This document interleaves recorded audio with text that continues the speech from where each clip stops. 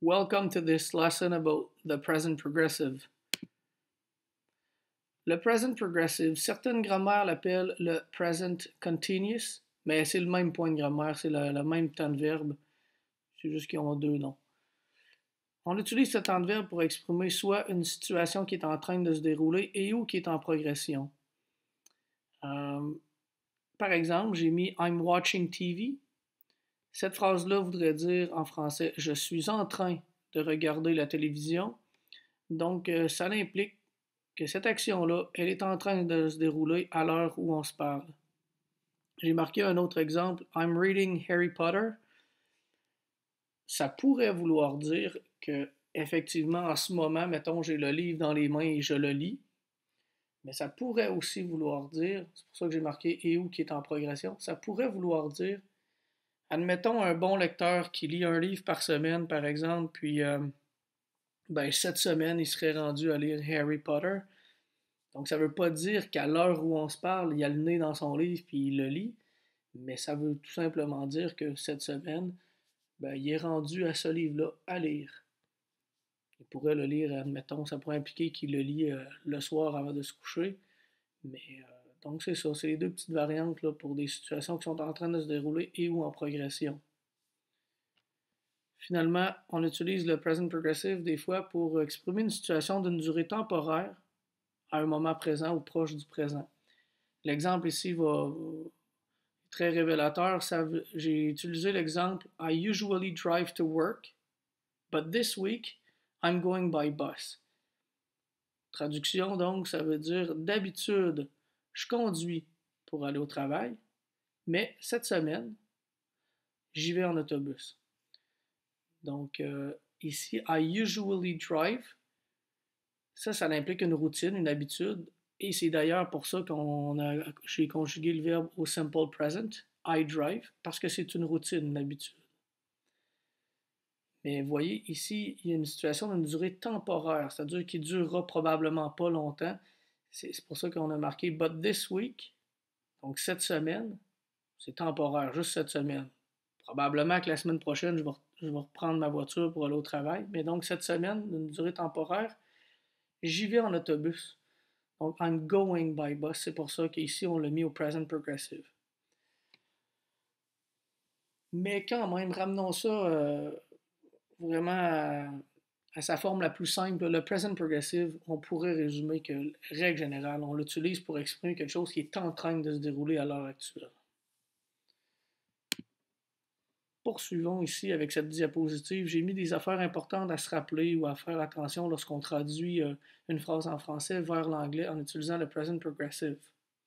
Ce qu'il faut comprendre de tout ça, c'est que rapidement, c'est que lorsqu'on a l'expression est en train de ou suis en train de, là, peu importe la forme du verbe être ici au présent, là, mais lorsqu'on a l'expression est en train de dans notre phrase en français, c'est certain à 100% qu'il va falloir utiliser le present progressive pour traduire notre phrase.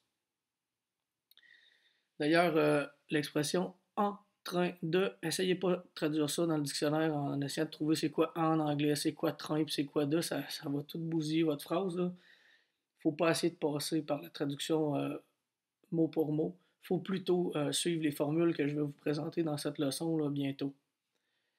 Un autre point, les verbes d'état ne peuvent pas être traduits au present progressive.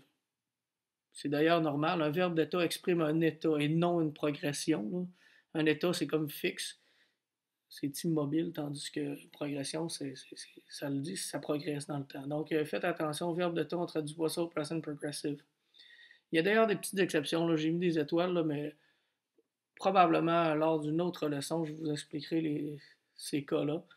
Mais ce qu'il faut se souvenir, donc, c'est qu'ici dans le tableau, j'ai mis les principaux verbes d'état à ne pas conjuguer au present progressive.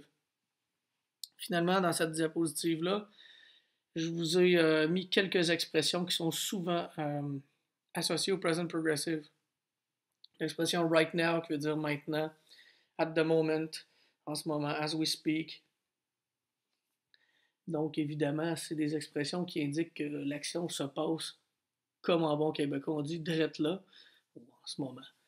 Alright, poursuivons avec maintenant les formules du present progressive. Ici, on va regarder la formule pour les phrases affirmatives. Ce qui est intéressant avec ce temps de verbe-là, c'est que tous les verbes qui se conjuguent au present progressive utilisent la même formule pour les phrases affirmatives.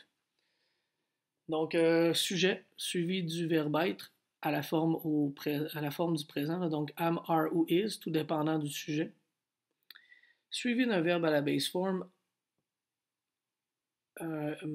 suivi du verbe à la base form, oui, plus le ing qu'on va attacher au verbe à la base form.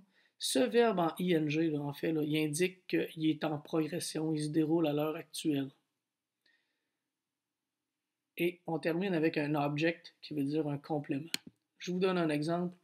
I am watching a movie. Donc, ce qui voudrait dire je suis en train de regarder un film.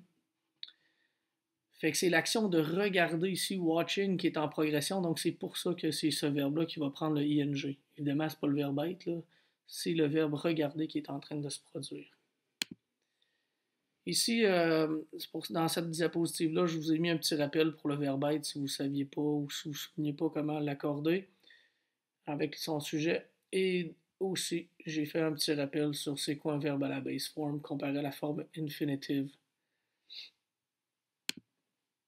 On termine cette leçon-là avec comment écrire une phrase au present progressive, mais maintenant à la forme négative.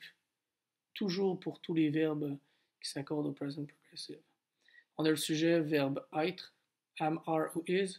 La grosse différence, en fait, avec la forme affirmative, c'est qu'ici, on a le mot not qui indique la négation, verbe à la base form plus ing toujours, et le complément. L'exemple, I am not watching a movie. À la fin de cette diapo-là et de cette leçon-là, je vous ai mis deux petits trucs pour comment écrire les verbes en ing. Bon, les verbes à la base form en anglais qui terminent par un E. Ce qu'on fait, ben, on enlève le E puis on met ing. Et finalement, les verbes qui finissent à la base form en anglais par IE, ben, on envoie ça aux poubelles, ce IE-là, et on met un YING. Comme par exemple le verbe lie qui devient lying. Well, thank you so much for your attention, and I hope you enjoyed, or at least I hope you understand. We'll see you soon. Thank you.